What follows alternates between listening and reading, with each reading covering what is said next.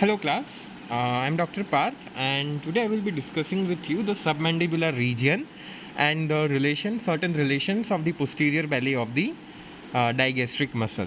Okay, so as you all know, the submandibular region consists of various glands, vessels, nerves and muscles. Okay, the main important gland over here is the submandibular gland and the sublingual gland, and the vessels are the facial artery, the lingual artery. The nerves are the hypoglossal nerve, the lingual nerve. Okay, yeah. And there are certain muscles such as the mylohyoid muscle, the hypoglossal muscles, they all come inside your submandibular region.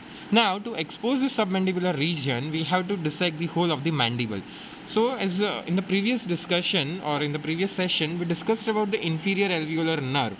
So this is the inferior alveolar nerve coming from the posterior division of the mandibular nerve, which is still inside. So we have kept one piece of the bone. This is the mandible, and this inferior alveolar nerve comes and opens into the from the mental foramen to become the mental nerve.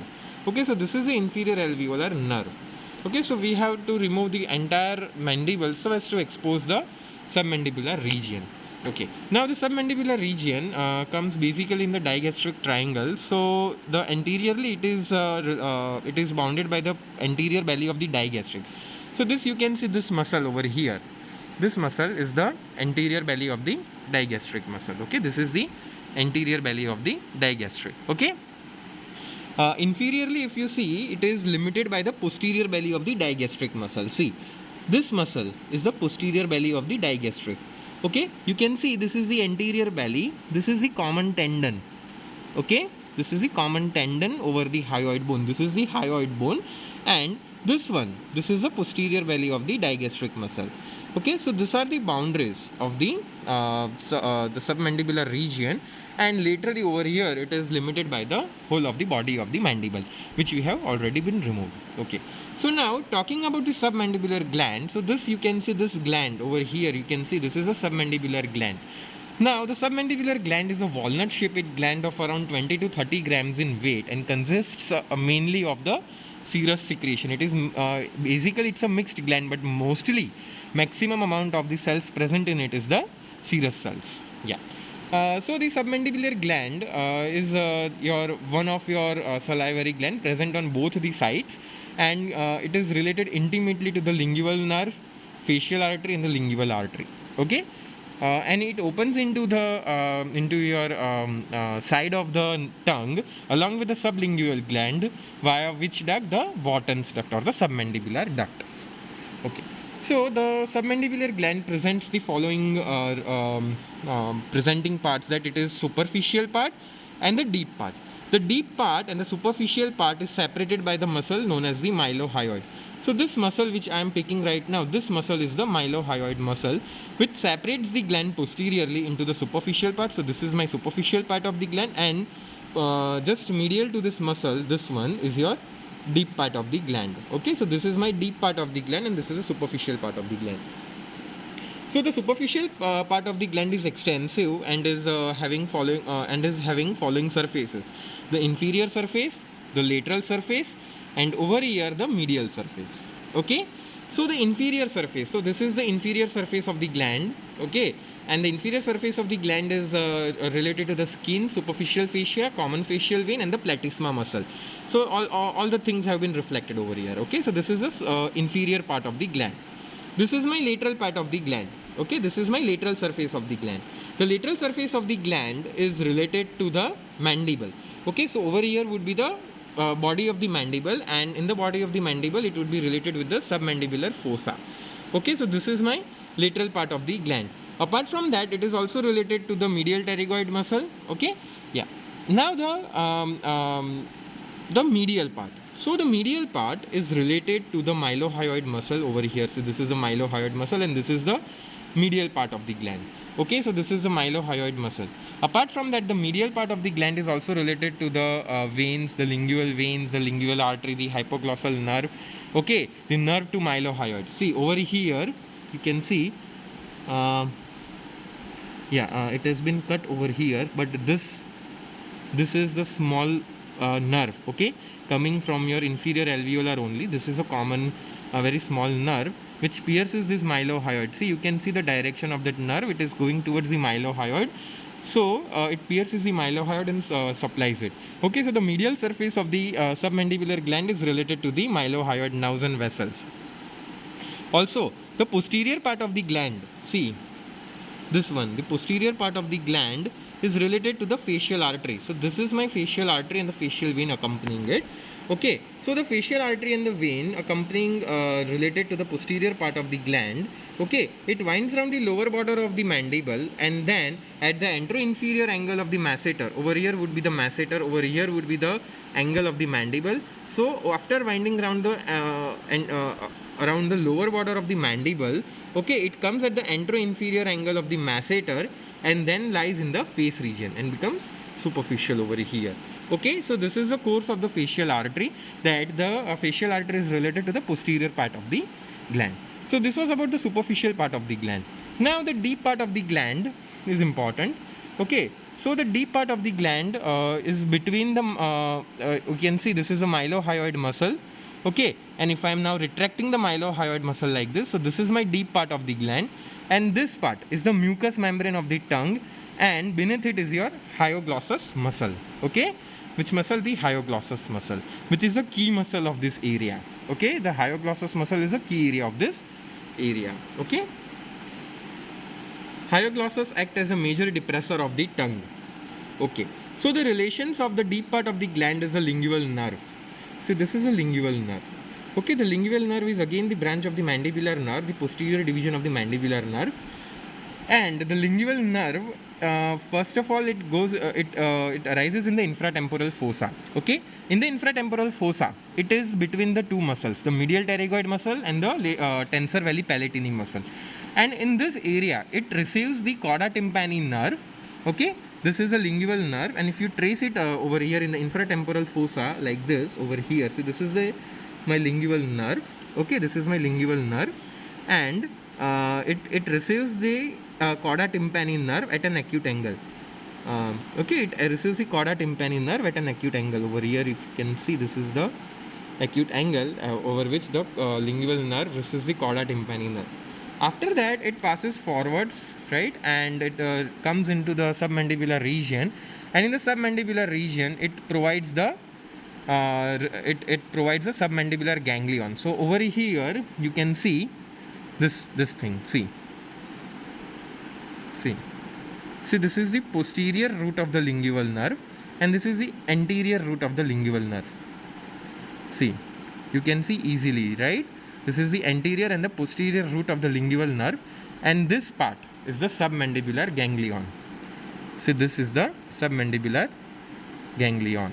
Okay, so see, this is the anterior root and the posterior root of the lingual nerve, and this is the submandibular ganglion. Okay, see, this structure is the submandibular duct.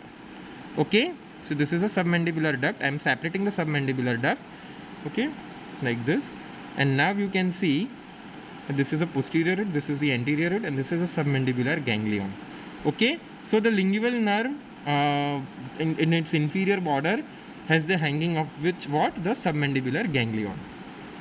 Okay, so the lingual nerve passes forwards. It first lies above, see, it is above the submandibular gland, submandibular duct. See, this is a submandibular duct. Okay, first it lies above the submandibular duct.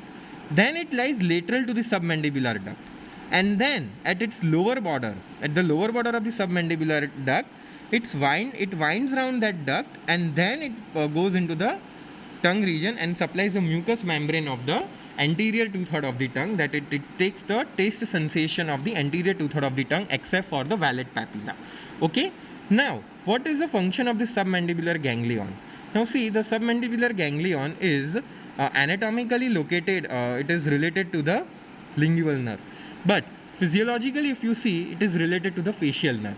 How? See, the superior olivary nucleus of the pons has the secretomotor fibers for the salivary glands.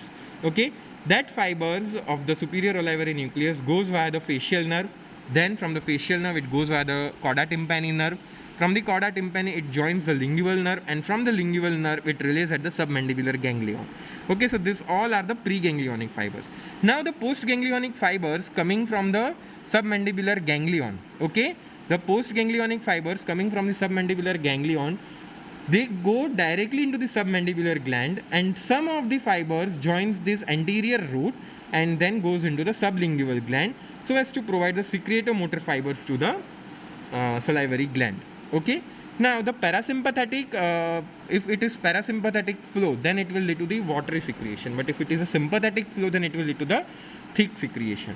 Okay, now this submandibular ganglion, apart from its connection to the lingual nerve, has also another connection with the sympathetic supply. Okay, the lingual artery carries the postganglionic fibers of the superior cervical ganglion. Okay, they are sympathetic fibers and they're postganglionic. They also come over here in the submandibular ganglion, but without relaying to the submandibular ganglion, it just passes towards its branches, and then it provides the secretomotor fibers to the submandibular gland and the sublingual gland. Okay, so this is very important. This is a submandibular ganglion.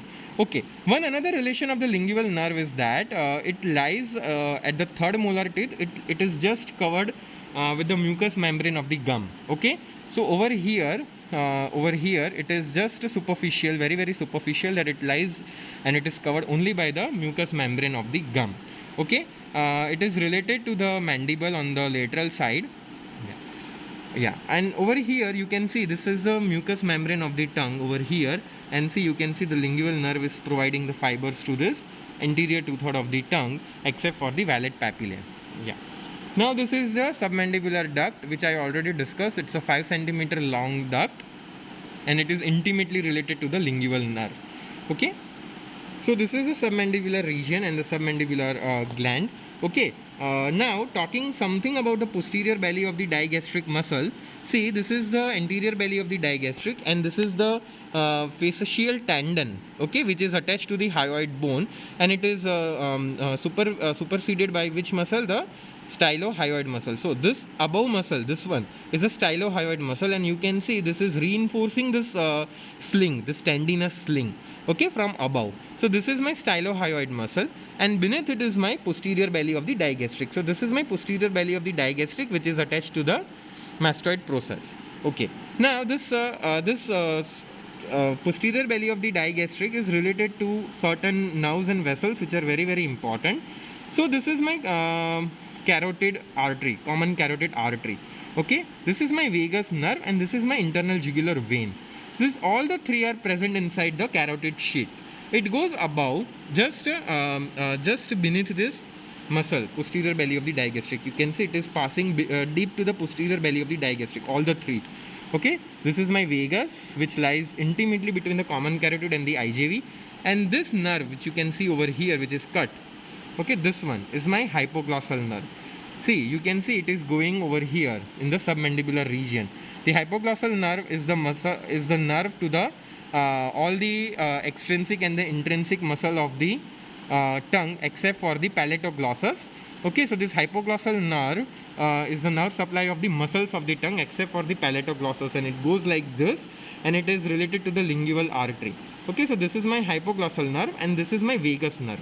Okay, this is my vagus nerve, and this is the internal jugular vein.